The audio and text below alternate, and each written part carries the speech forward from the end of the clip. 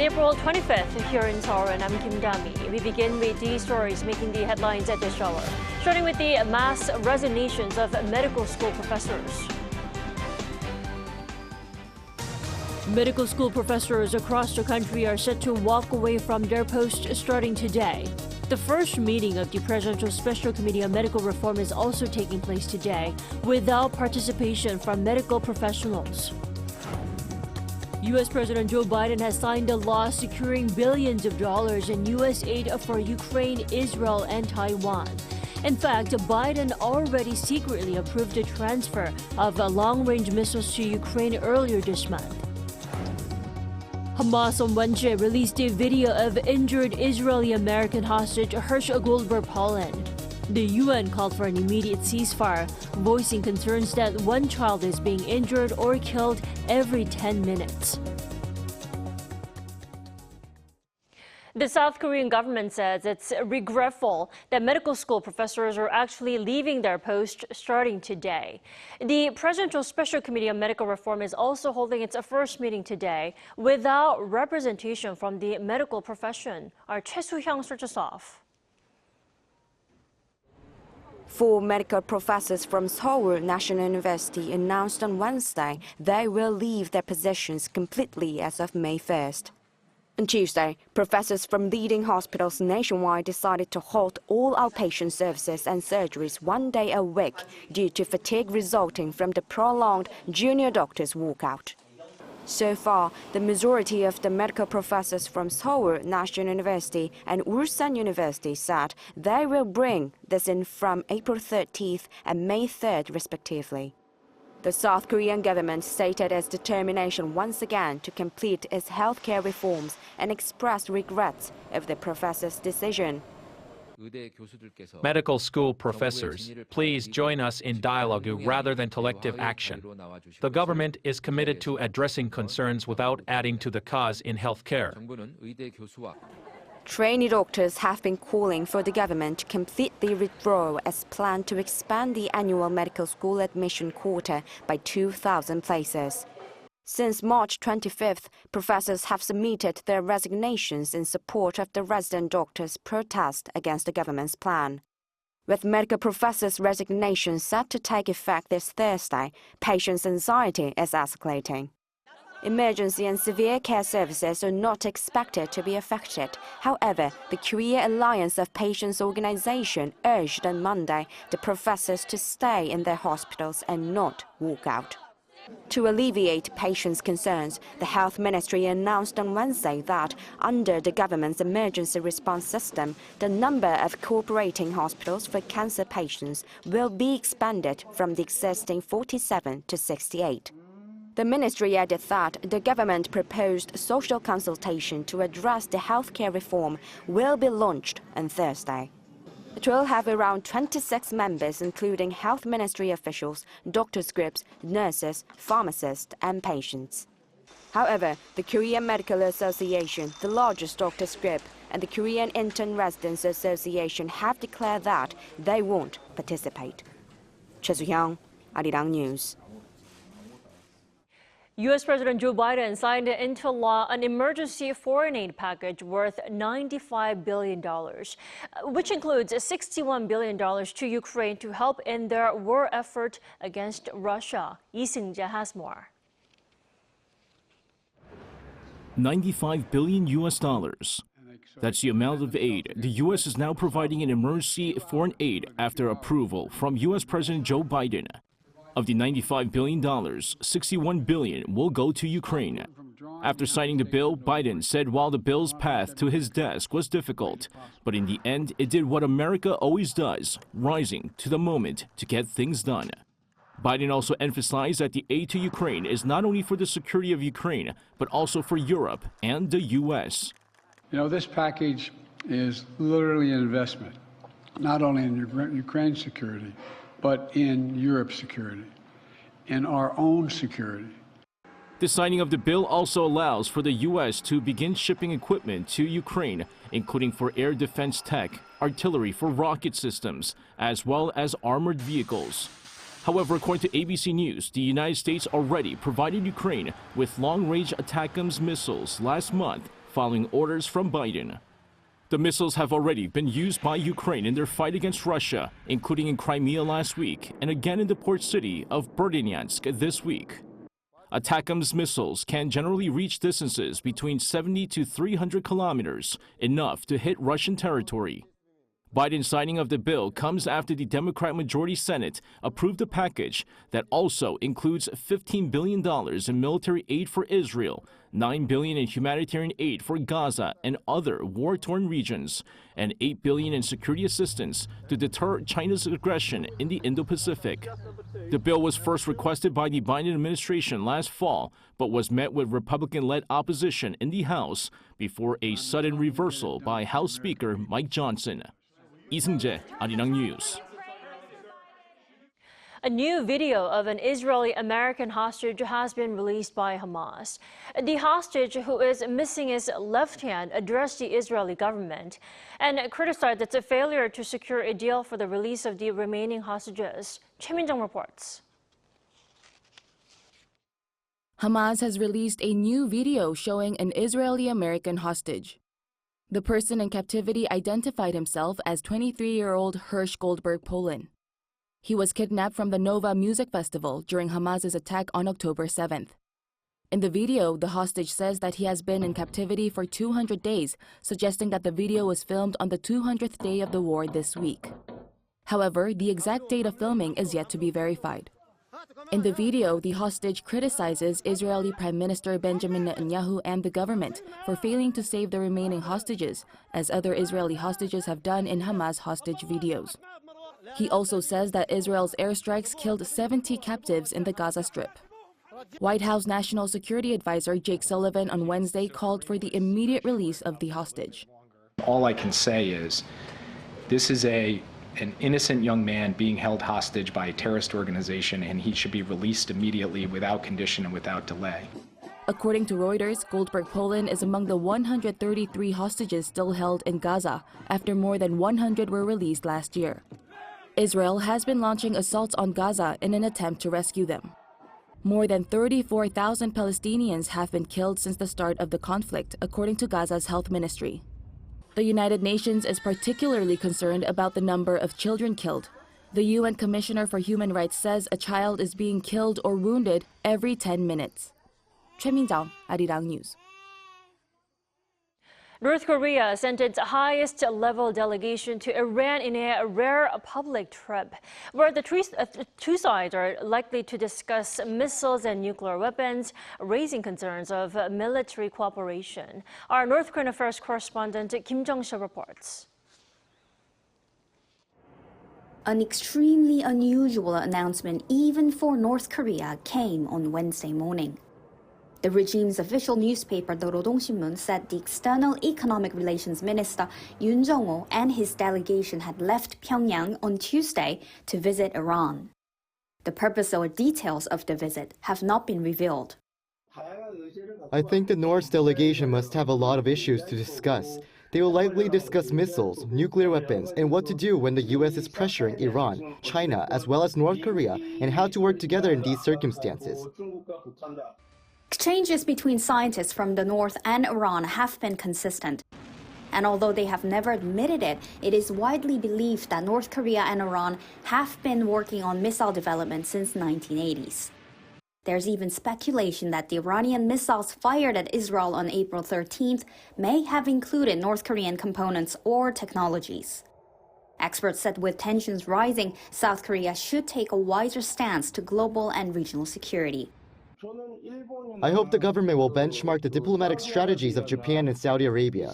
For instance, Japan appears it's not that close with China and is a key member of America's East Asia-Pacific strategy, but Japan somehow manages a neutral relationship with China and with Iran as well. This is because Japan doesn't stir the relations firsthand amid closely cooperating with the U.S. Experts added the alliances in the international communities now are driven by countries' respective national interests and said they hope South Korea will take a calmer approach and make diplomatic decisions more wisely. Kim Jung-sil, Arirang News.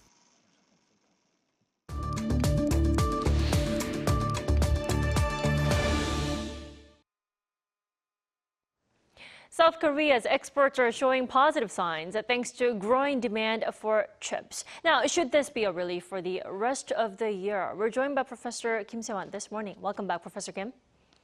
Good morning. South Korea's exports went up over 11% on year in the first 20 days of April, all thanks to growing demand for chips. Where is this surging global demand for semiconductors coming from, and what are they being used for? The global semiconductor market declined from 2 years ago as COVID pandemic disappeared. And last year, for example, Samsung Electronics had a huge business loss up to 11 trillion won from semiconductor division. But the semiconductor market is going up from the end of last year due to the rise of artificial intelligence related industry. The popularity of ChatGPT is a good example. Since globally expanding artificial intelligence industry needs the top-notch semiconductor produced only by Korean firms, Samsung Electronics and SK Hynix, Korean chip export will rise until the end of maybe this year and next year. So the recovery of chip exports after the pandemic period and also the rise of AI, its popularity. Professor Kim, is that why major investment banks are also revising up Korea's growth outlook? That's true.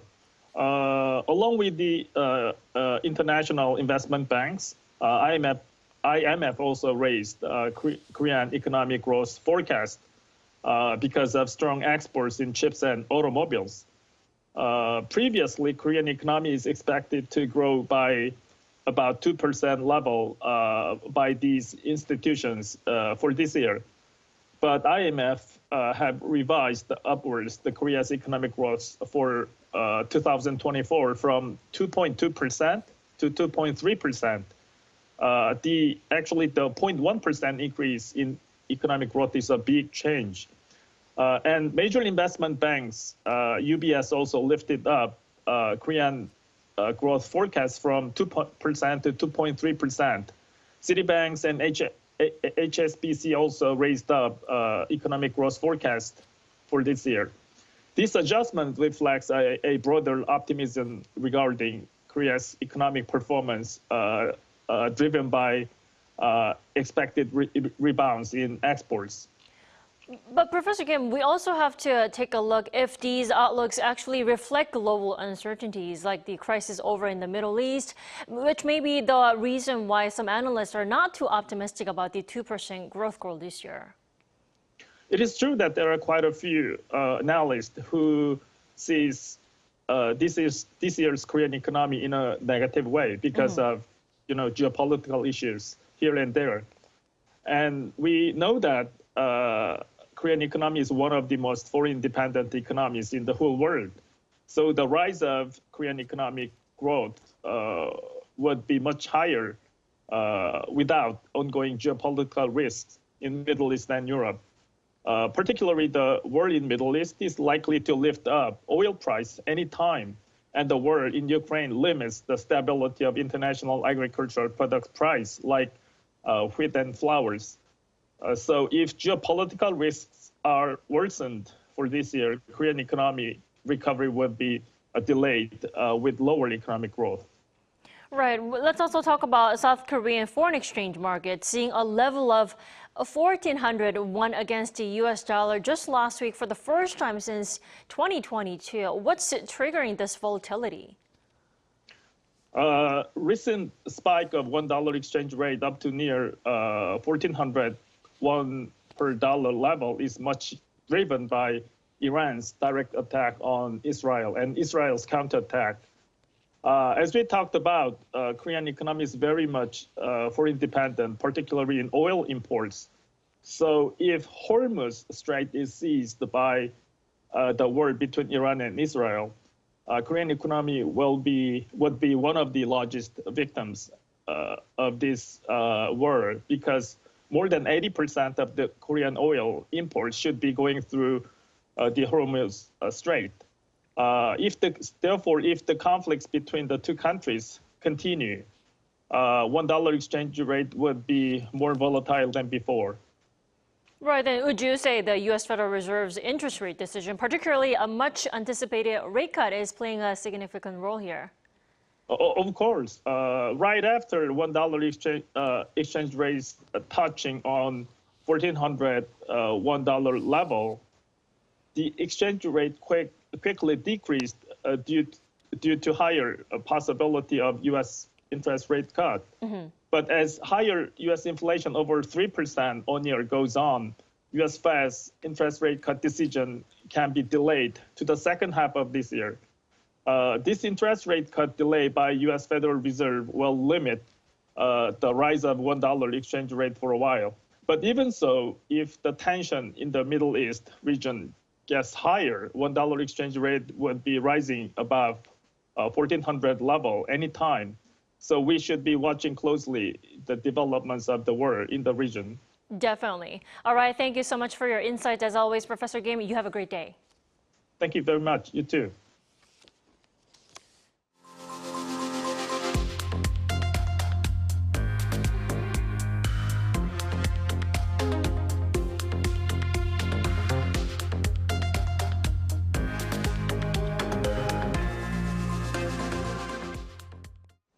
LG Electronics has swept the competition in the U.S. for the performance of its washing machines.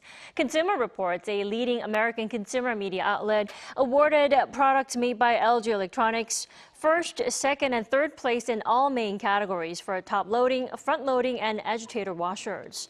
It said LG washing machines dominate evaluations due to consistently providing excellent washing performance, water use efficiency, and energy efficiency. Consumer Reports evaluates and ranks various products, including home appliances sold in the U.S., based on the surveys from consumers who use them. Members of the media from a dozen African countries are here in South Korea to acquire firsthand Korea's advances in agricultural technology. Now, the gathering comes ahead of Korea's summit with its African counterpart this summer. Our business correspondent Lee Soo-jin reports. Another step is being taken to bring South Korea and African nations closer together. Ahead of the first ever Korea-Africa Summit, which will be held on June 4th and 5th in Seoul, journalists from 12 African countries were invited to visit South Korea for a week to learn about the various areas of cooperation. These include infrastructure projects such as building and upgrading railway networks, as well as agriculture development. The visit presents an opportunity for us to tap into the Korean agriculture sector, tap in knowledge, obviously Korea being more advanced. The journalists attended a workshop and press conference to learn more about South Korea's official development assistance projects in the agricultural field. The Rural Development Administration currently operates both bilateral projects through COPIA, the Korea Partnership for Innovation of Agriculture, and multilateral projects through KFASI, the Korea-Africa Food and Agriculture Cooperation Initiative, to share and develop localized agriculture technology. These projects have been largely successful, with rice production in Ghana reaching 970,000 metric tons in 2020 compared to 460,000 metric tons in 2011. And the Rural Development Administration also officially launched the K-Rice Belt Initiative with the Agriculture Ministry as an extension of these ODA projects. Our goal is to supply food to over 30 million people by helping the 7 African nations become capable of producing 10,000 metric tons of high-quality seeds. A government official from the Gambia says that they have made achieving this goal their top priority. We eat rice 2 times minimum every day. The seed that we are getting now is high yielding, and then there is also plans to come up with technology, which is equipment to mechanize the process. As well as improving yields, South Korea and African nations are working together to develop seeds resilient to droughts. Both sides focus on developing agriculture technology that are both sustainable and suitable for the climate in Africa. The upcoming summit is expected to lay the foundations for further collaboration. Lee Soo-jin, Arirang News.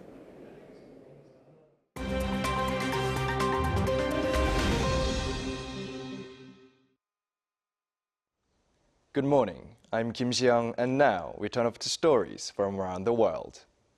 We begin today in the United States and protests against the war in Gaza that have spread across university campuses nationwide. Tensions remain high at Columbia University, where U.S. House Speaker Mike Johnson held a press conference alongside Republican lawmakers on Wednesday. Johnson said the university had failed to protect Jewish students amid concerns over anti-Semitism and was heckled by students as he told them to go back to class and stop the nonsense. Israeli Prime Minister Benjamin Netanyahu also weighed in on the same day, saying that anti-Semitism has taken over leading universities. Protests against Israel's war in Gaza have gained momentum at U.S. universities since police clashed with demonstrators at Columbia last week. By Wednesday, they had spread to campuses including Harvard University, MIT, and the University of California, Berkeley, while scuffles with police or arrests were reported at the University of Texas, Austin, Ohio State University, and the University of Southern California. Activists are calling on universities to cut ties with companies with links to Israel's war in Gaza. Moving over to Spain, where the country's Prime Minister Pedro Sánchez has announced that he will make a decision on his future by Monday after a court opened an inquiry on corruption claims against his wife. In a statement on Wednesday, the Spanish leader said he would suspend his public duties until next week and that he needs time to decide whether he should continue to lead the government or renounce this honor. A Spanish court said earlier on Wednesday that a preliminary investigation will be launched on Sanchez's wife, Begoña Gómez, to test the claims of corruption against her made by anti-graft campaign group Manos Limpias, or Clean Hands. The group claim that 49-year-old Begoña Gómez has used her position as the wife of the Prime Minister to influence business deals. One of the most popular tourist destinations in Italy, the canal city of Venice, will start charging an entrance fee for the day trippers from this weekend. The fee of €5, or about $5.40, will be charged to visitors who are traveling only for the day to the Old City, Venice's historical center. Those traveling directly to minor islands like Burano and Murano will be exempt from the charge, along with people staying in the city for one or more nights, or those who have a second home in Venice. Locals and commuters will also be exempt. The pilot day tripper fee will be charged to visitors on peak dates, mainly weekends, from April 25th to July 14th. A previously lost piece of artwork by Austrian painter Gustav Klimt has been sold for some $32 million at auction in Austria on Wednesday. The portrait of Fräulein Lisa was thought to have been long lost until it was found in a private villa near Vienna. It had been hanging there for decades before auction house Im Kinski put it on display in January. The piece was one of the last works Klimt began a year before he died in 1918. The painting was sold to an anonymous bidder from Hong Kong.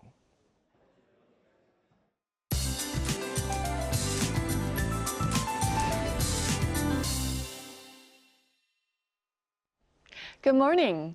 We've had a cloudy and breezy start to the day all through the week so far, but we should have the most pleasant afternoon of the week under brighter skies with much warmer afternoon temperatures.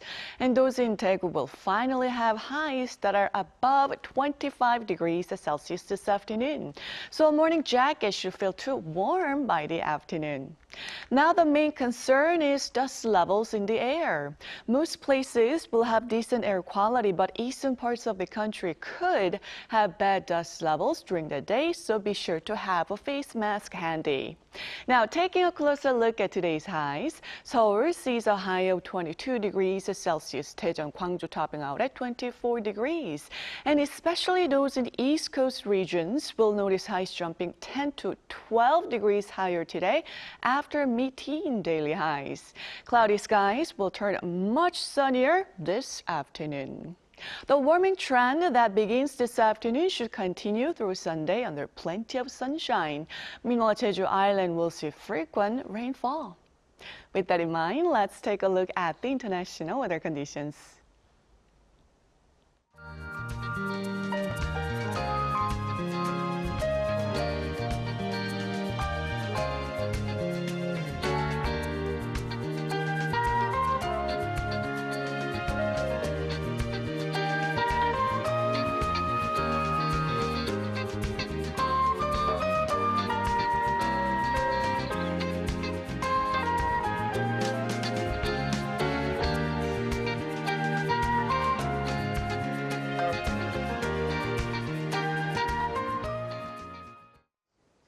thank you for watching New Day and Arirang. We'll be back tomorrow for Friday's edition at the same time, 9 a.m. Korea time.